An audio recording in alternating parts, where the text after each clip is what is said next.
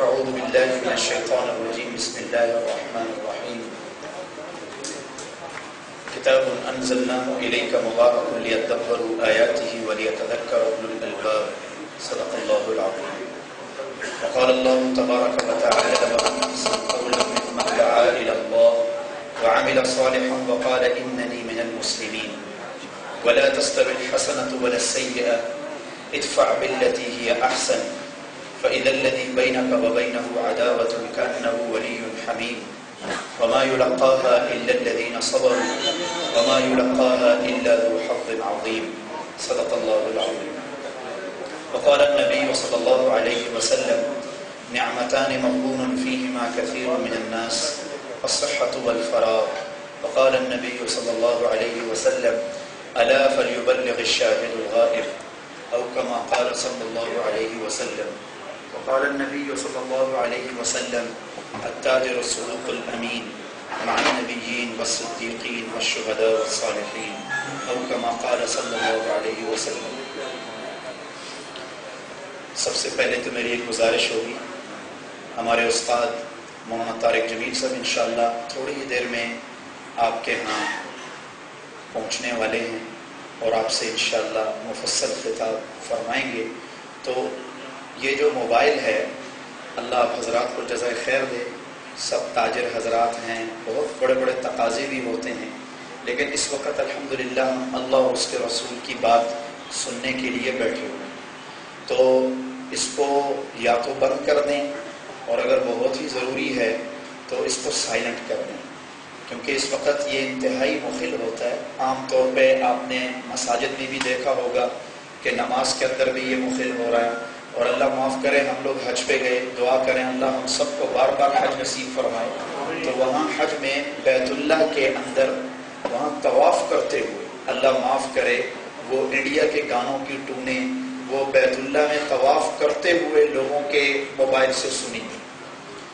تو یہ آج سے بہت پہلے مقدمہ ابن خلدون، جس نے ابن خلدون نے جو تاریخ لکھی ہے، بہت لمبی تاریخ ہے، انہوں نے ایک بات لکھی ہے جہاں مسلمانوں کے عروج اور زوال کو انہوں نے لکھا کہ مسلمان کب عروج پکڑتے ہیں اور کب زوال پذیر ہوتے ہیں.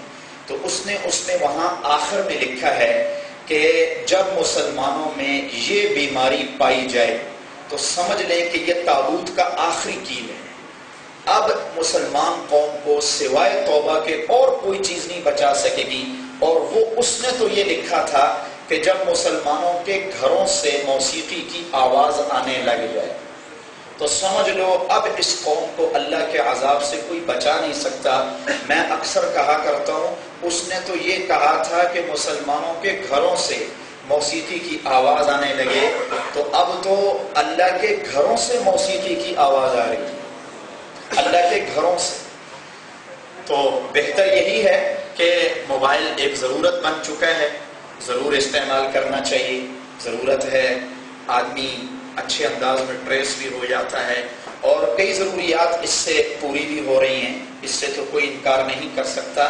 لیکن خاص طور پہ جہاں ایسا مجمع ہو، مساجد ہوں، حج پہ جائیں، مدینہ منورہ ہے، اور پھر اپنی ٹونوں کو بدلیں، اچھی سے اچھی ٹونیں. ہاں قرآن نہ لگائیں، اور کیونکہ قرآن بعض لوگوں نے قرآن لگا لیا ٹون اور آذانیں لگا لی، تو وہ بھی مناسب نہیں ہے. وہ بھی فتویٰ آ چکا ہے، کیونکہ جب آپ اس کو گفٹ ٹون پہ لگائیں، چاہے آپ اس کو جو عام طور پہ لگی ہوتی ہیں ٹون اس پہ لگائیں گے، تو اگر درمیان میں آپ نے اٹھا لیا تو قرآن کریم کا ترجمہ بدل جاتا ہے، تو اور اس کا معنی مفہوم بدل جاتا ہے، تو اس سے بھی بندہ گناہ کبیرہ کا مرتکب ہوتا ہے. پرندوں کی آواز ہو گئی، اسی طرح نعتیں ہو گئی عربی میں یا پھر اردو میں نعت ہوئی، اس قسم کی چیزیں ٹونوں پہ لگا لینی چاہیے.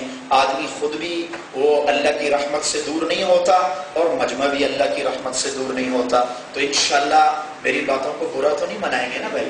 تو ضرور ذرا مولانا کے بیان میں بھی اس بات کا خیال رکھا جائے. یقین کریں کہ پورے بیان میں سب کا ذہن ہی بدل جاتا ہے. بات کرنے والے کا جو ایک وہ چل رہی ہوتی ہے، ایک ترتیب، ایک ردم چل رہا ہوتا ہے، وہ بھی ختم ہو جاتا ہے. وہ جوش، وہ جذبہ، وہ سب کچھ ختم ہو جاتا ہے اور بالکل ذہن دوسری طرف چل پڑتا ہے. انسان کمزور ہے ہر اعتبار سے.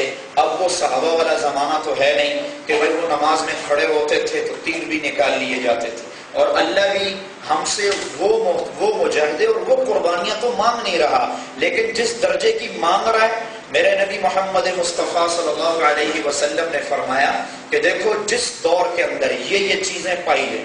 ایک میں حدیث آپ کو سناتا چلوں.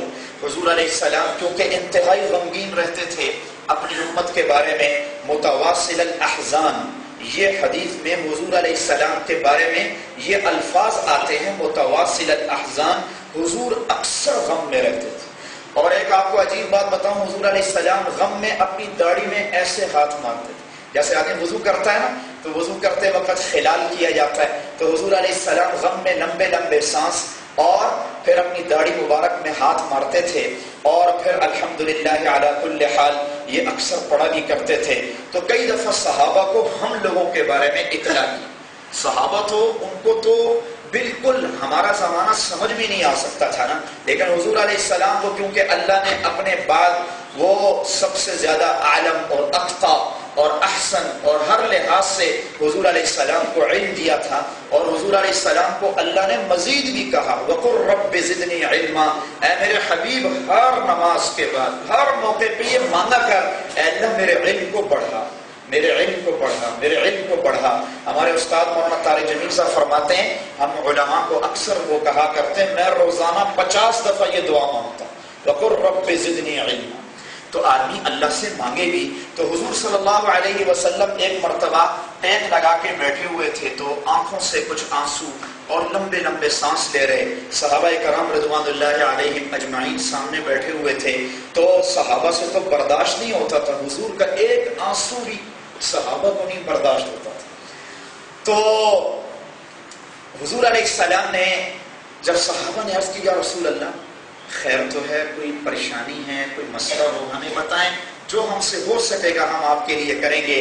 حضور علیہ السلام نے فرمایا نہیں میں تمہیں ایک بات بتانے لگا ہوں، کیف انتم، تمہاری حالت اس وقت کیا ہوگی. اب دیکھیں اسلام آباد کا یہ مجمع ماشاءاللہ پڑھا لکھا تاجروں کا طبقہ بیٹھا ہوا ہے، آپ کو زیادہ مثالیں دینے کی ضرورت نہیں پڑے گی.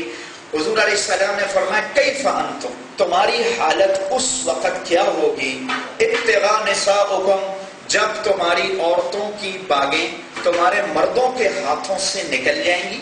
کیا مطلب؟ تمہارے فیصلے عورتیں کیا کریں گی، عورتیں وہ مردوں سے آگے آگے چلیں گی اور مرد ان کے پیچھے چلیں گے.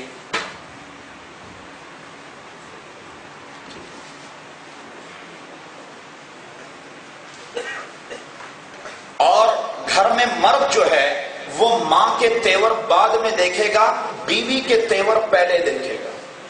میں اکثر اپنے نوجوان دوستوں کو جب جماعتوں میں چلتا ہوں تو بعض اوقات پوچھتا ہوں کہ یار یہ ایک بات تو بتاؤ، جب تم رات کو گھر جاتے ہو تو ماں کو کبھی تیل لگایا، کبھی ماں کے ٹانگیں دبائیں بیوی کے پاس جانے سے پہلے، بیوی کے کمرے میں جانے سے پہلے کیا ماں کے پاس جاتے ہو یا بیوی کے پاس جاتے ہو؟ باپ کے پاس جاتے ہو یا بیوی کے پاس جاتے ہو؟ میں کئی نوجوانوں سے پوچھتا ہوں کبھی باپ کو تم نے تیل لگایا یا ماں کے قدموں پہ تیل لگایا یا ماں کو کبھی دبایا؟ تو وہ آگے سے مسکرانے لگتے ہیں اور وہ نوجوان کہتے ہیں مولوی صاحب آپ عجیب بات کر رہے ہیں، باپ کو تیل لگاتے ہوئے شرم آتی. تو میں اکثر کہا کرتا ہوں ہم لوگوں کی بھی اب عجیب حالت ہو چکی ہے آج کے نوجوانوں کی، جہاں ہمیں شرم کرنی چاہیے وہاں ہم بے شرم ہو جاتے ہیں، اور جہاں ہمیں شرم نہیں کرنی چاہیے وہاں ہمیں شرم آنے لگ جاتی ہے. اب بازار میں حضور علیہ السلام نے فرمایا اپنی آنکھوں کو جھکا کے چلو، شرم سے چلو. ہاں لیکن آج کا نوجوان وہ بازار میں چلتا ہے، ہر ایڈورٹائزمنٹ پہ پہلی بات تو ایک عورت سجی ہوئی ہے. آج کل اللہ معاف کرے عورت اتنی بے حیثیت ہو چکی ہے کہ وہ ماچس کی ڈبیا ہوتی ہے نا، اس کو بھی بیچنے کے لیے اس پر بھی ایڈورٹائزمنٹ کے لیے عورت کو سجا دیا گیا. ہمارے رائمنڈ کے ایک بزرگ ہیں الجتا صاحب، وہ ایک دفعہ کہنے لگے دیکھو مولوی صاحب جب کسی کو دعوت دیا کرو نا تو اس کو ایک ٹافی کھلا دیا کرو. ایک لطیفہ سنانے لگا، ایک ٹافی کھلا دو، اکرام ضرور کرو، مسلمان کا اکرام کرنا چاہیے، جس کو بھی دعوت دو ٹافی دے دو. کیونکہ آج مسلمان کے دل میں عورت کی اتنی قدر نہیں ہے جتنی ٹافی کی ہے. تو میں بڑا حیران ہوا، میں نے کہا یہ کیا بات کر رہے ہیں؟ تو پھر کہنے لگے تم حیران نہ ہو اس لیے کہ آج ٹافی جو ہے نا وہ 3 پردوں میں بند ہے اور عورت بغیر پردے کے باہر ہے. تو بتاؤ قدر کس کی زیادہ ہوئی؟